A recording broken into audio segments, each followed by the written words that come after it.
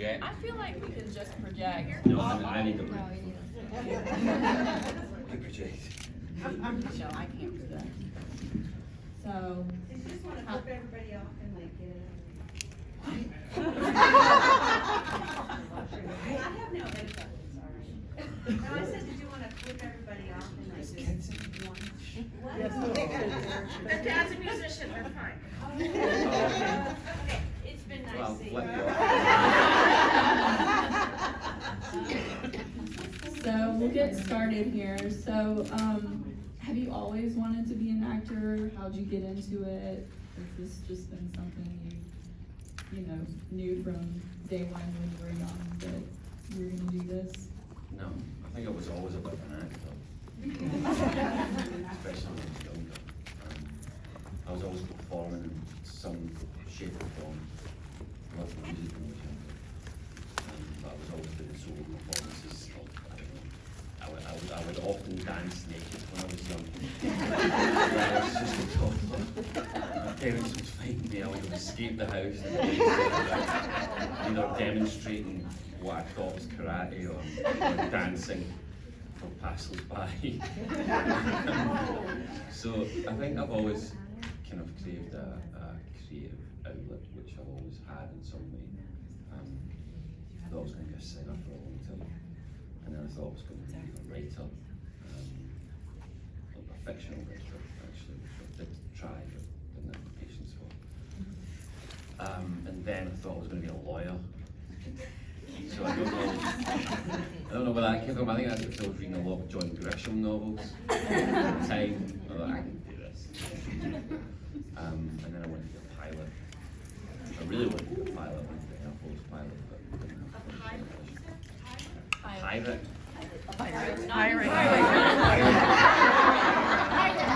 Pilot or a pirate that flies, which would be doubly great. No, so then I decided that I was going to have a career in IT because it was more practical. My father appreciated the fact that I had more of an academic approach. But then I did a bit of a U-turn in my early 20s. Decided I was going to be an actor. So then I just did. But yeah, it seems okay. I can do this. That's fantastic.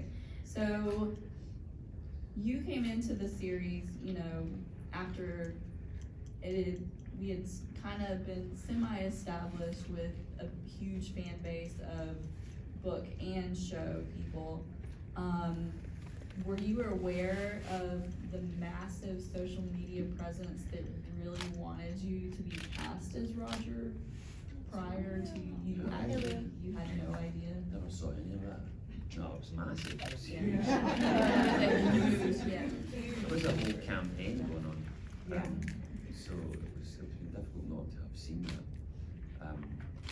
Obviously I've been on a few shows before I was cast in Outlander, so people had been kind of rallying for me to be Roger quite early on, I think. And I've been very aware of Outlander as well. Wow, the casting process had actually started pretty early on for Roger, and I had actually been auditioned for a few parts before that. But the Roger went on for quite a while. I think they had originally wanted Roger Garrett come in at the end of season 1, maybe? Can't remember what that was correct, but definitely at the start of season 2, and then they kept changing it to accommodate the story. So yeah, I was very aware. It was quite overwhelming. I'm so thankful and overwhelmed and flattered by all the support that I had got up to the casting of Roger. But it was a kind of crazy time because I think we've been casting over a year anyway, and many auditions and then screen tests. By the end of it, I was like, I'm doing no more. My last audition, I said to my agent, because I was filming at the time, I was filming 13 at the time, and there was a lot of work coming in the UK, and there was a lot of offers coming in the UK, and I was really enjoying the work I was doing, because the parts were great, the people I was working with were great. Some of the lead actresses that I was working with, I was very lucky to have worked with. So when they had said, oh, they want to see you again for Roger, I was like, fuck. So I said to my agent, I said, yeah, okay.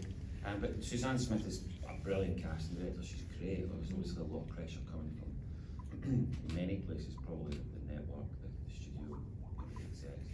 Actually, not the execs. I'm told that the executive producers and the creative team were unanimous in their decision to want me for Roger. So they wanted me to do a final audition. I think it was the 5th before the screen test with Brianna.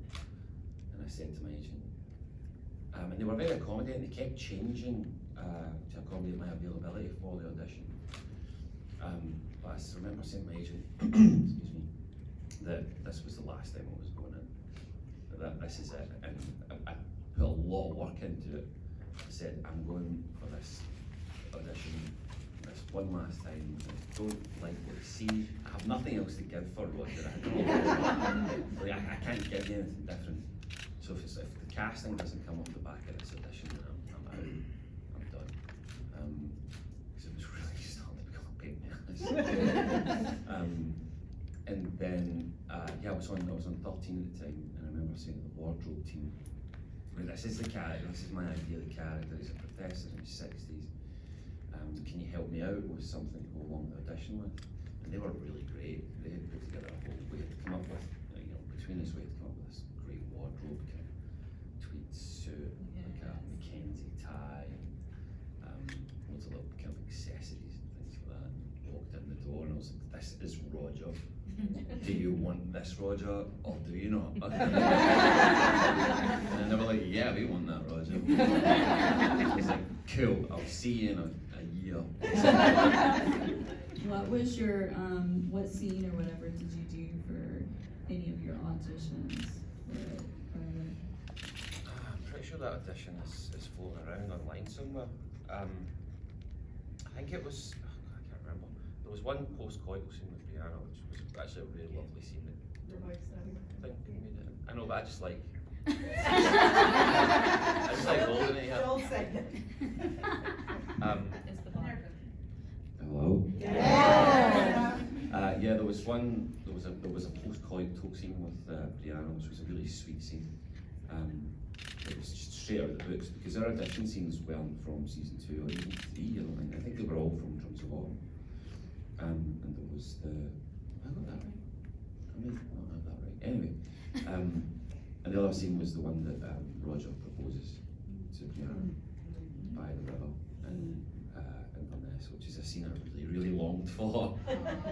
And the stuff at Christmas at the church in Inverness, which were great scenes. They didn't make it in. There are many reasons why they wouldn't have made it in, but and I loved what they did do in the show, although everyone hates Roger after towards that season. But no, I liked what they did do. I liked how they adjusted the story. It was a lot of fun to play. In the books you have much more room in the books. There's a lot of description. You're reading chapters upon chapters, hundreds of pages, which just doesn't. And I knew this before we came to film. I thought we can't really translate this relationship, the speed at which it kind of progresses, how it accelerates from Roger meet Brianna to I love her, I want to marry her, and I want to have her kids. You can't really do that on TV, otherwise it would just maybe seem a little bit crazy. Because I remember one of the first scenes with them is when they're at the church and he's looking at the altar and he's already imagining marrying Brianna. Remember that in the books? It's beautifully written. It's really, really nice. But I thought, I don't think we can do that for television. I think that's a bit fast, even for Roger. What has been your most favorite scene, or there's so many story arcs for Roger, and I know you can't get into a lot of it, especially with stuff having not aired Especially with yet. phones in my face. But I can say a lot of numbers. up until now, what has been your favorite either scene or like I said, story that you've done so far with Roger? I don't know, that's quite difficult. I think the thing that I do enjoy the most about Roger is his story arc is incredible. Like, where he's come, how he's changed, how he evolves through the 3 seasons. However many seasons there's been more than 3. That in itself has been a huge challenge, but also something that's had to be carefully thought out and sculpted. And the support that we get from our creatives is amazing. Matt Roberts, he knows that character inside out. I always have a chat with him, certainly before we start the season, but often in between eps. When we have the read through, I'll have a chat with one of our creatives, it's usually Matt, and just see that we're on the same page, because it's really important that his journey is kind of sculpted properly throughout the story as it goes on. Because I've always been very aware that it's quite easy probably to get that wrong. And where we had started, Roger was very different, I think, from the books, because I think he was more, in the books I think he was more what what he becomes. He already has the qualities of, I think, season 5 Roger quite early on, and I didn't think there was much merit for that, because he was already this kind of, what was it? He's described in many ways, but one was he's got a slightly kind of dangerous kind of edge to him. He's slightly piratical, kind of, Celtic character, and I thought that doesn't give me much room. That doesn't really give me anywhere to go. I mean, it does. It's not that limiting, but I thought if I start him as this really green professor of, who's been brought up in Inverness, he's quite mild-mannered. He's not very world-weary, which is what he is. Even from reading the books, I thought this is what this guy should be. This is where he's grown up. This is how he's been brought up. This is his profession. So I thought, let's take that and make Roger, a much more unassuming sort of, I suppose mild-mannered is the best way I can describe him. And then we can take him on a much bigger journey through the seasons, which is, I think, will really pay off in season 5. Because season 5 especially, I think he has a really nice time. Marries his kid. He has one kid. And I thought that, the payoff for the changes for Roger later on in the story were going to be really great, and I think the audience will really like that. But specific scenes, there's a lot of scenes which have changed Roger, but I think have been turning points for Roger. A lot of the stuff with the Mohawk, a lot of the stuff with Father Alexander later on, where he really reflects, kind of his own journey. He really takes a look at himself. I think there's a lot of changes come from the character through that. I think the stuff with Bonnet earlier on in Gloriana, I was aware of how that affected. I drew quite a lot from the book for that part of his story, because it was quite underwritten. I think there was a lot of stuff that happened on the Gloriana, the journey of the Gloriana, and the stuff with Bonnet that I thought would really impact that character. So I played a lot of that for myself, but just off screen. I think I needed it. I think the character needed it. And I think a lot of these things harden a man, right? A lot of these experiences change a man. And I think we've taken that into season 5 quite well. And I think that's going to be quite an enjoyable journey to watch through season 5. And there's a lot of great stuff that happens in season 5 as well. And another thing that just takes him to another level is this relationship with Jamie Fraser in season 5 as well. That's something that he hasn't had that now he does have. That's just, I think you'll see a completely different character this season. I think you already have, actually. Yeah. Which is good. So I think that's really credit to my amazing ability, isn't it?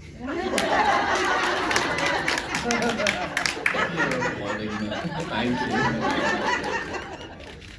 I just have one more question, and then we'll open it up to the audience, because I know they're eager to chat with you as well. Can you tell us a little bit more about your photography, and are you going to be doing any more exhibits anywhere, anytime, or is that something that you'd like to do in the future? Or? how did that aspect come about? Yeah, I think that's something I'd like to do in the future. I mean, photography is something I'm definitely keen on. But all of this stuff here is my camera gear. So it goes everywhere with me. I think I've got a funny relationship with it at the moment because it's a passion of mine. It's something that I love doing. I love photography. I love improving my photography. I love reading about it. I love looking at other people's art. I love looking at other people's work. It's, I think, quite inspiring, and I love everything that it is and that it represents, and the ability that it has to capture moments, to tell stories, to make a statement. And I'm trying to keep that at the moment, I think. Keep my passion for it, yeah. Because I think, thinking about, I would love to do another exhibit when I have the work, when I have I suppose a series of work that I want to show, rather than just, I mean, sure, I could put on an exhibit of, I don't know, 25, 50, hundreds, I could put on an exhibit easily, but I don't know what that would be. I don't know what that would be other than to put on an exhibit and kind of arbitrarily show like a random assortment of my work to people, and I'm sure it would sell, and I'm sure it would sell tickets, and I'm sure, you know, people would enjoy it, but I don't know, it'd just be lacking something for me. So when I've got, you know, yeah, just when I've got something that I think, oh, this would make a great exhibit, then I'll do it. I think, because another thing that I found after having done, I did the exhibit in New York last year, which was amazing, and I loved the turnout and the support was incredible. And actually the work that was on there, I really, really loved, because I'd had it for years. So I could, you know, I could put on a selection of work that I was really proud of, that all had a really great story. But I found that after I did that exhibit, my photography changed. I was shooting things because I was like, oh, would this make a good print? And I was like, that's not great. And I was still kind of doing it. But so I've changed up my photography quite a bit. So I've bought a film camera I'm shooting with. Well, I still have my Sony. I still have my whole Sony kit, but I'm shooting on film now also, which takes a lot more time, takes a lot more consideration, and I'm shooting on a completely mechanical manual Leica, which offers zero assistance. It's got a very basic light meter, and that's it. Yeah, everything, your whole shot, composition.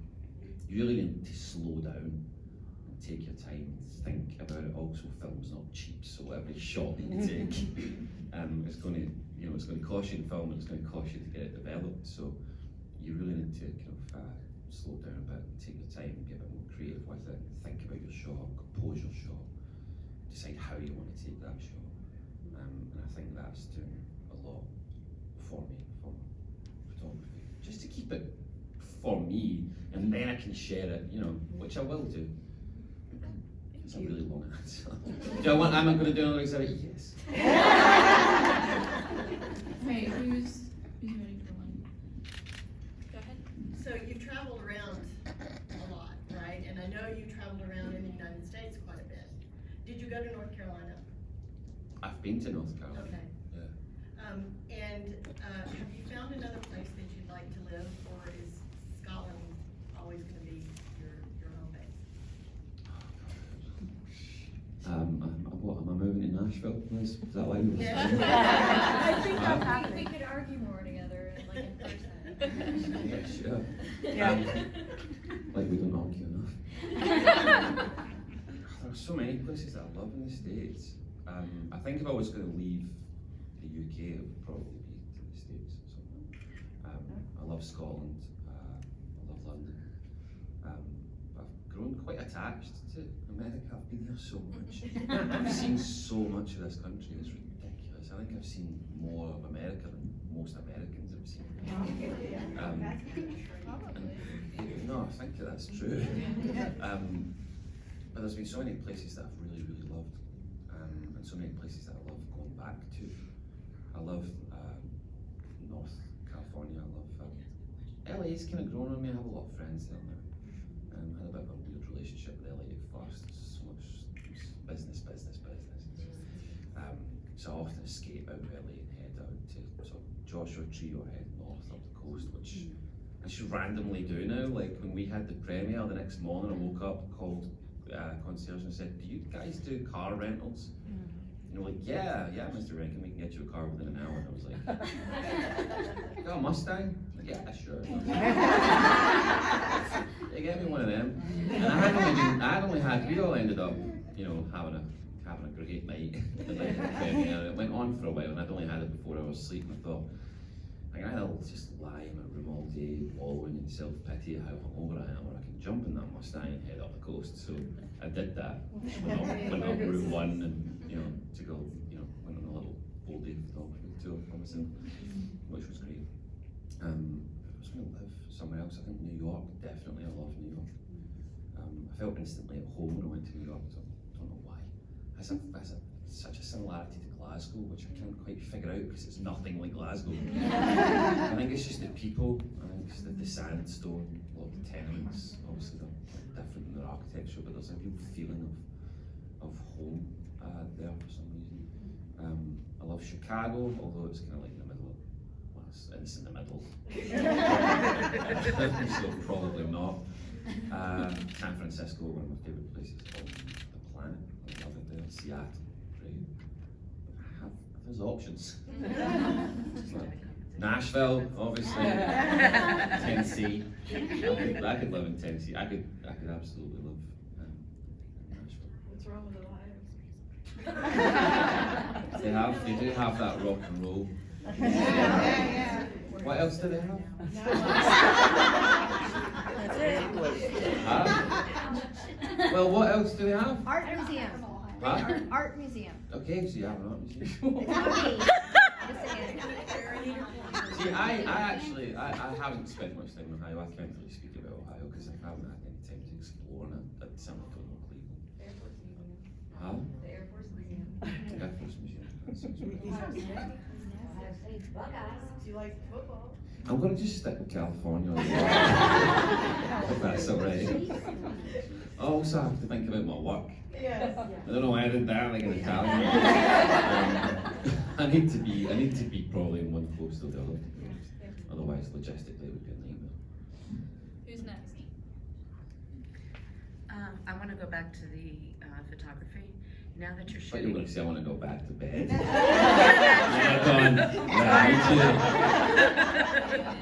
It was a late night. Going back to the photography, now that you're shooting with film, are you gonna get your own darkroom going, or are you gonna outsource that? I'm going to outsource that. I'd love to get my own darkroom going, but that's one of the reasons why I haven't been shooting film. Is the time that it takes to work with film. It's a process even when you're not developing your own stuff. But I don't have the time. I don't have the time to develop everything that I'm shooting because I am shooting a lot on film. I'm shooting a lot on both. But it's hard enough getting that stuff developed when you're outsourcing it. And I think if I was to do it myself, that would be a career change. I think I would have to have a lot of time to dedicate to that. And you never know, when, maybe in between seasons 6 and 7, if there was a season 7, I might look into doing that, but it requires a lot of time, it requires a lot of skill. It's not easy. No. I've done very little on the way of developing film. I'd have to go down the road of really learning and appreciating that skill, that art form, because it's a whole other side of it that requires a lot of attention that I don't have the time to give. So, but maybe in the future I'd love to do it. So, yes. Yeah. So with your photography also, was there a place that you've been to that you felt like way inspired by, like a city that you shot all the time with your photography? You're like, this place really gets me. I want to shoot everything. Yeah, New York. I spent a lot of time in New York just wandering around at like 3 and 4 in the morning on the bridges, just shooting things. Yeah, it wasn't safe, especially when we were on, the Manhattan Bridge, was not great. But I loved it because it's got a great view of the Brooklyn Bridge through like the fence and stuff, but it's like some really choice characters. I'm standing there with like $6,000 of camera equipment, like, hey, good morning. That was your first mistake, saying good morning. I said, what's up? No, yeah, I mean, you need to do these things. I suppose you could probably have someone with you. Should probably have someone with you when you're shooting things. Yeah, but I mean, people shoot in much more dangerous environments than New York City. You guys can all come with. Yeah, but that's a good question. I shot a lot of New York. I shot a lot of San Francisco. Because I love architecture. I love bridges, actually. I've shot a lot of bridges. But one of the things I found after hundreds and hundreds of shots was, with the exception of New York, I think I've got some really unique shots of New York, of the bridges, and some really nice long exposure of shots there. But I spent a heck of a lot of time shooting the Golden Gate Bridge, and I realised that, and I don't think I put that in my exhibit. I don't think I put the Golden Gate Bridge. No. I love the shots of the bridge. I love them. I think they're beautiful, and I spent a lot of time getting them right. But what I found when I got back was, I don't think I really shot anything here that anyone else hasn't. This shot's been done probably quite a lot. You can get a shot from other artists, from other photographers. It's been done a lot. So I don't think it came out with anything new. It didn't make it any less inspiring. I still love Get Out. I still love shooting it. I love shooting home. I haven't shot enough in Scotland. Definitely want to do that. Has it been a favourite place? I don't think so. I love the variety. I love how things change. I wish I had spent more time in Cleveland, because down by Canal, do you know that road down by there? It's amazing. All the old buildings and all the old industry and the railroads and the bridges. It's incredible down there, especially with the weather the other day. It was really quite overcast, snowy. I was running actually. I was out running, so I didn't have any camera stuff with me. I'm kicking myself I didn't go back, so I'll probably come back to Cleveland to spend some time there. I have a question about your acting. So you're very present in a lot of in all of your scenes, but there are some very emotional scenes you've done in season 4, in Stir Fry in season 5, and I know there's stuff coming because I've read the book, and I can't wait. But I'm not sure how I feel about that. Just see what you do. It's all I want to see how you do. But anyway, I'm asked because you are so sort of present and emotional. What I'm wondering is there ever a time when you're doing those really emotional scenes where it's hard to let it go when they say cut? Like where you're just like, okay, I need to do this. And if that's the case, what do you do to sort of right yourself? Yes, yeah, that happens a lot. Especially depending on the scene and depending on how you get there and how you get to that emotional state. And that is going to depend on the context of the scene. There isn't one way to be emotional about something, because emotions vary so much. And if you want to get it right, you want to try and make it as accurate as you can to the scene. So you can go on a bit of a journey, you can go on a bit of a dark journey to get to where you need to be for those kind of scenes. And they will usually follow you around for a bit. The stuff in Outlander was particularly difficult, I think, because you're carrying the weight of, for example, some of the stuff in season 4. It's not easy, but sometimes if you want to be emotionally affected by something, if the impetus for that is within the scene, that can be a bit easier. And it's still a really difficult thing to do, and you still carry that with you. But season 4, for example, was a very different kind of fish, because you're carrying the weight of a whole journey into a scene. That's difficult, and that requires quite a lot. So you're obviously going to take that with you for quite a bit of time. But I remember also I did an episode of a couple of episodes of Silent Witness. Did you see that? That's great. Yes. We all cried. It makes me quite emotional thinking about it. But I had to go quite a, because you want it to be as accurate, you want it to be as honest as you can, so you can take yourself to that place. His relationship with his mum and how he caused that, all the rest of it was quite difficult, struggling to talk about. So that I had to leave set, I had to just walk straight off set. That was really difficult. So yeah, still with me. And just not looking, I love Roger, I'm not looking for anything bad to happen to him, but I did read the book, so. I'm- What scene? So- We won't say. Mine isn't as in-depth as everybody else's, but, you've worked with lots of really great actors on, I mean, the Outlander cast is amazing. Is there anybody that you haven't worked with in the Outlander cast? Cause obviously Roger wasn't in the first couple seasons and he's not back in that time. Is there any actor that you'd love to have a scene with in the cast, even from past that isn't there anymore? Cause I know you've seen them in conventions and you've become friends with them, That's a good and question. That's a good question. So bias, Jack Randall, Bias. watching and making it interesting. Yeah. I'd love to see that. Yes. I love Tim Downey on the show. I think he's Yeah. great. Yes. I've got very little to do with him, and I would love some more. I'd love to see what that interaction would be, what that relationship could be like. Governor Tryon, because he's brilliant, he's Yeah. absolutely great. But going back, I suppose Graham McTavish, Yeah. David Mackenzie and Roger Mackenzie. Yeah. Be interesting. Yeah, Tim Mackenzie. Granddaddy. And yeah, I think I can't think of any other characters. Yeah, that's about it. There are probably more.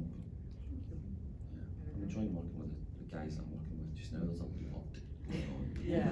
So there's enough to keep me occupied. Go ahead. I have a question. As a daughter of a photographer and learning through a narrative, my dad just talked as he took pictures, but he always talked about pictures of hand of God and hand of man. So when you capture a picture of a landscape, that you can't see anything that is man-made. Even whatever philosophy you follow with a God, but there's nothing man-made in the picture. And I wondered if you've ever encountered that, if that's ever been a thought process, like, this is something where man has not touched, there's not a light pole, an electric pole, there's not a All car. the time. Yeah. When out doing landscape photography, yeah, that's one of the things I think about most, and frequently strive for that. Yeah, Because it's very difficult. it is, Um, yes. And when you get that shot, often that's the trick when you're looking at something and trying to capture that. That's really tricky because it's often very difficult to translate it onto, Right. well, either film or onto your But camera. it's So still they'll come- about yeah, how you feel. because a lot of times you'll see something and you know that something's great, and capturing that and framing it and getting it onto your camera is actually a really tricky thing to do. Or having the essence of what you've just seen, or how you've experienced it, or how it's made you feel. I suppose that's kind of a large part of what photography is, right? Is And I think that's capturing it. how I learned is because my dad just talked about a narrative. He just talked as he filmed. It's great because That's really in my, nice. my son, and now, I mean, there's a picture of a board with my dad's big, huge DSLR, so it's been generational. So I have really appreciated your photography because that's in the narrative when you talk, oh, this is not a question, I'll talk to you. That's really nice though. That was really quite inspiring. Go ahead. Hi, so I'm an IT project manager, but I've also been a stage manager for the last 20 years. And a mother. And stage management, mothers, same thing. Yes, I completely agree. But on the theater side, like, I loved your work in Blackwatch. Oh, did you see that? I did. Why did And, you see it? years ago when I was traveling, I was over in London. All right, at the barbecue. Yep. I want to know what would bring you back to the theater. What role would you come back to? Spare time. And if you had the time. Yeah, yes, Yeah, very. anything. Spare time. Yeah, it's not something that I'm putting off or that I don't want to do, or I'm not stuck in television. Well, I am stuck in television. Yeah, I was talking about this just last night with Duncan McLaren actually, because he has a theatre background also. I think he's directed work as well. But that just requires time and it requires the right project, but wouldn't be difficult to get me. So with the time, you'd love to go back? Oh yeah, absolutely, yeah. Oh, that's Yeah, great. I think that's where an actor is really at home. I think that's where it's where our craft really comes into play. That's where we really test ourselves, you know, having met with an actor. Television's a very, very different beast. I think what you initially train for is stage. I mean, that's where you prove yourself as an actor, and that's why so many great actors you can always go back to. I saw Cyrano the other day. Did you see that? Oh my God. With McAvoy. Amazing. That is watching things like that, watching theatre like that. I just think it's incredible. It's transformational, and it's the way they did that. Just it really kind of speaks to you. It says a lot. I love theatre like that, and the performance that he gives is just stunning. So yeah, why wouldn't you want to go back and be involved in something like that? Well, I applaud you as a stage manager. Yes, I like models to as actors. Yeah, I have two projects going up right now, so these ones won't see me for the next like 4 weeks.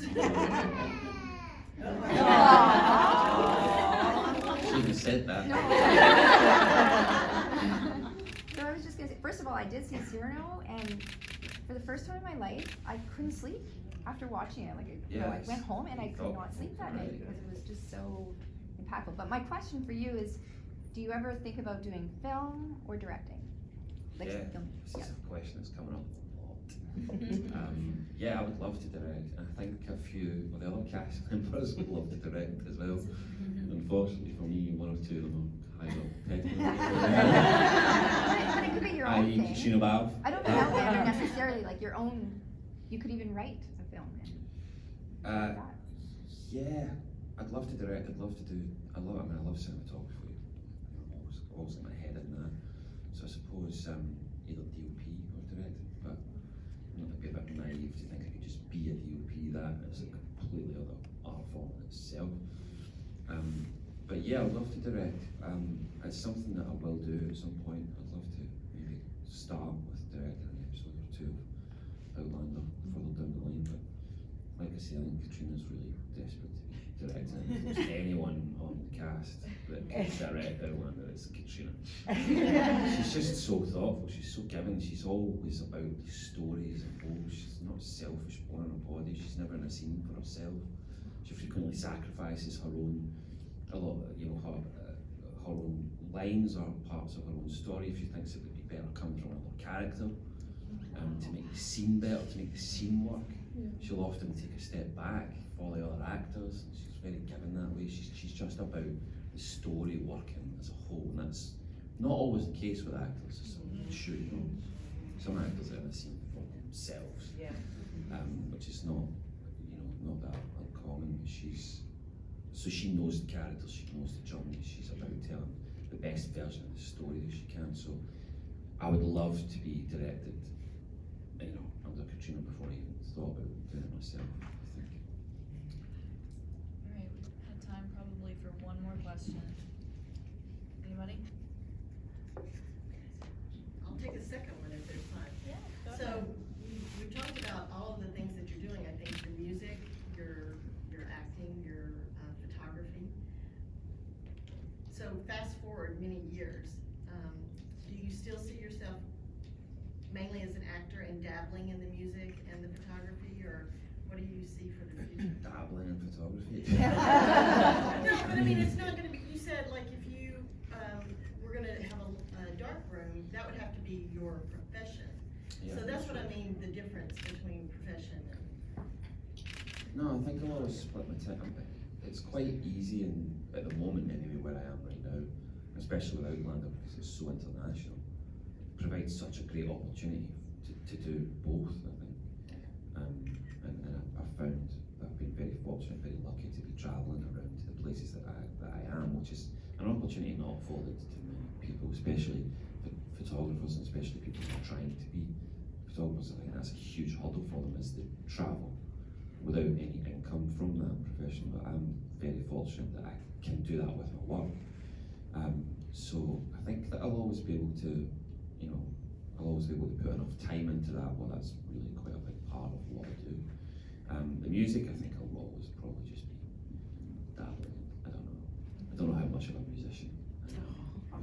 No, I don't. I mean, but thank you. But it's, you know, that's a whole other thing again, isn't it? There's only so many hours a day. I do still play the guitar a lot. I just got a new guitar, pretty Taylor, which she's cute. They're made in San Diego. Huh? They're made in San Diego. I'm from San Diego. Really? Taylor Guitars. Oh yeah, that's right. Yeah, we have a- they're made there in Mexico. I think that's only 2 places that they're made. Yeah. Yeah. Wow. We have a chick. But I still practice. I still play on a kind of on a daily basis when I'm home. I still do guitar exercises, you know, learning new songs and all that. So I'm still doing it. But I'm finding that trying to fit all these things into a day is quite tricky. So I don't know. Well, we hate to go, but it's time for him to move on. Thank you so much. Thank you. That was interesting new questions. Thank you. All right, so we're gonna do one giant group photo up against the wall here with Richard.